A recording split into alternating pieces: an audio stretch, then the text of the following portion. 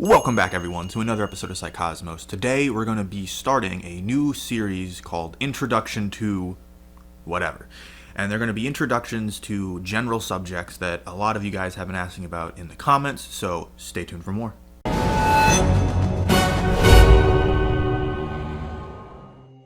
Hello, everyone. Welcome back. Today, we're going to be going through a series of subjects that are a little more general in nature and a little more introductory into some spiritual practices. So today we're going to be focusing on meditation.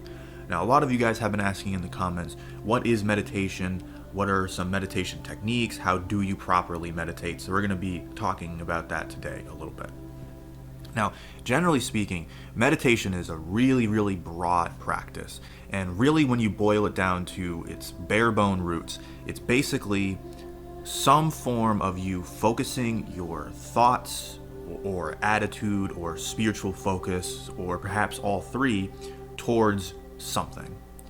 And now, as I said, that's very general, because depending on what spiritual tradition you're looking at, they're going to be focusing their mind and their spirit on different things.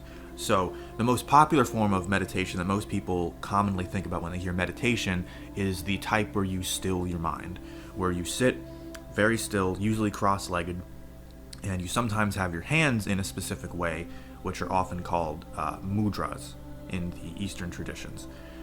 But regardless, you sit there and you try to quiet your mind, to still your thoughts, and a lot of people struggle with this particular form of meditation.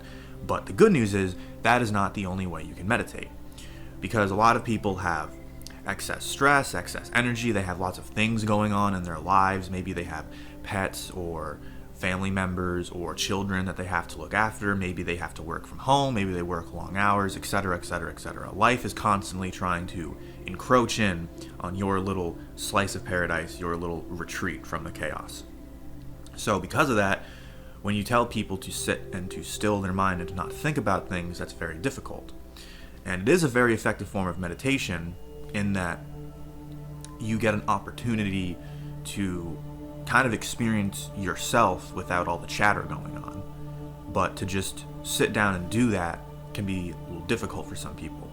But as I said, there are other forms of meditation. Another form that is very cool, I think, and that is related to that but a little different, it's called being the observer.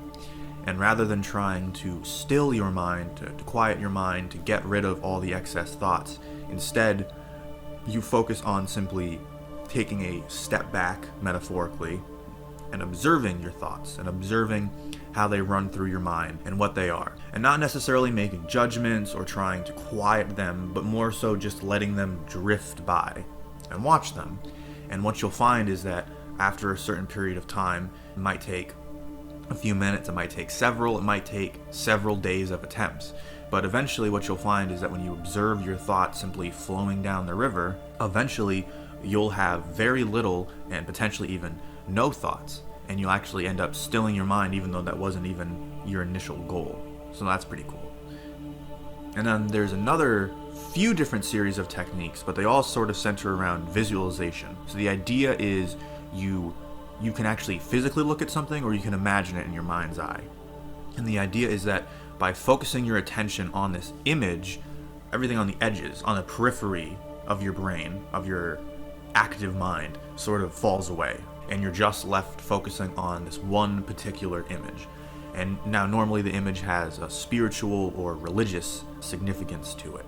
That way you can sort of align your vibration or your spirit with this image that represents the embodiment of a goal or a virtue that you want to embody too. So you sort of mirror it in a way, and you bring yourself to that level, and then when you're at that level, it allows your mind to have insights, to relax your mind, to get rid of some of the excess baggage that you have up there, and that sort of thing. Another form of visualization that you can do is you can be a little more freeform with it, and instead you can visualize something that you want to manifest that's particular to you. And the goal is that you want to have a very powerful form of active imagination when you're visualizing this thing.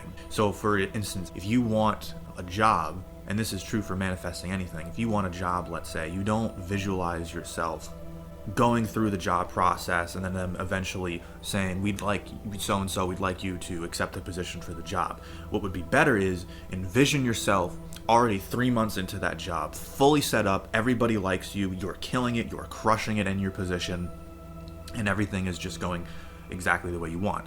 Now, it doesn't mean that you're never going to have problems, but when you visualize things that way, when you're already succeeding and you're envisioning what it would feel like and who you would be in that position of success, I think it's much more powerful in bringing about that change, because it's not about casting a spell or simply imagining it pops into existence. It's about really, really down to your core, imagining how it would feel, what you would be like if you accomplish this thing, and then try to capture that feeling and hold it inside yourself for as long as possible. And that will guide your behavior, your thoughts, your emotional attitude towards things, towards accomplishing that goal. So it's very, very powerful. So as I said at the start of this, don't be discouraged if one particular form of meditation doesn't work, because there's lots and lots of different ways you can do that. In a future video, we'll be going into prayer, introduction to prayer, and going over that a little bit, because that's another thing people have been asking about. But really, prayer and meditation are very, very closely related to one another. At least they can be, very easily, because typically with prayer, it's about focusing your attitude or your mind or your spirit towards some form of entity or God or deity, with the goal of, let's not say earning their favor, but with the goal of, in some way, shape, or form, receiving a blessing or having others receive blessings. That's typically the goal, and it can take many forms. But with meditation, that's sort of what you're doing too. It's just usually the focus is more on your own internal self and processes, and how you can clear some of the muck away and get you running more smoothly, let's say. And then so the final note that I wanted to end on is a very, very popular form of meditation, especially in the New Age community, I would say, is chakra meditation. And again, we'll be having another introductory video called Introduction to Chakras that's coming out soon, and we'll be going into them a little bit more. But this is a sort of different form of meditation, and it's somewhat similar to Kundalini meditation, and which is also somewhat similar, but they do have their key differences. I want to make that clear, between the Chinese tradition of Qigong and internal alchemy that was very big among the Taoists. And the way that they're all similar is that they are using meditation with a very specific focus to use their internal spiritual energy to help transform themselves from the inside out, body, mind, and spirit. And the reason that these are particularly potent is because they're associated with not only the sacred secretion process and the body's natural cycles and ability to heal itself, but they're also concerned with key energy points in the human body that have spiritual energy. Now, for the chakra systems, they have the chakras, and the numbers vary depending on the tradition. And then for something like Qigong or internal alchemy of the Taoists, you have what's called dantian, or elixir fields. And they are different, but the overarching general goal and the way that these things function, I think, has more similarities than it does differences. And the point of all of this is that meditation comes in many different forms, and it has many different goals. So the most important thing is to find out something that works for you and that aligns with what you want and what your goal is. Again, don't be discouraged. Go out there and try new things, and you can find meditative contemplation in virtually anything. It doesn't have to be special. You don't have to force yourself into thinking that you need these huge enlightening experiences. I promise you, just really enjoying and actually feeling the sun on your face, or having a meaningful insight in a sea of people in church or school or your job, and you just have a moment of calm and quietness in your brain and an insight like a bolt of lightning, a moment of clarity.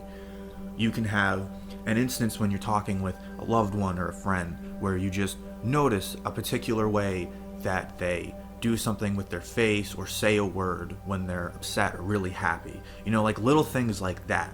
When you have little moments like that and you take the time to appreciate them and to unpack them and to really penetrate to the core of what's going on, not in a judgmental way, but in a genuine, appreciative, observation style way, When you do that at any point, that's meditation, and you're meditating and you're living it. Don't ever think that you can't do this or that one particular form of meditation is the thing you need to do. The only thing you need to do is never give up! And I encourage all of you to do that. Thank you all for listening to this introduction to meditation. We will be going into greater details on this subject in the future. I really hope this was helpful to at least some of you, and please let me know down in the comments what you guys do to meditate, what you consider meditation, any questions about it, any sources, any tips you have for anybody out there beginning their journey. Anything like that would be greatly appreciated. And thank you guys all so much for your support and your suggestions and your comments. It really does mean the world to us. We've been working on a ton of stuff. We're really excited to share with you guys, and we're just very happy, and we feel very blessed, and it is because of you guys. So thank you all so much. Stay tuned for more, and have a very blessed day.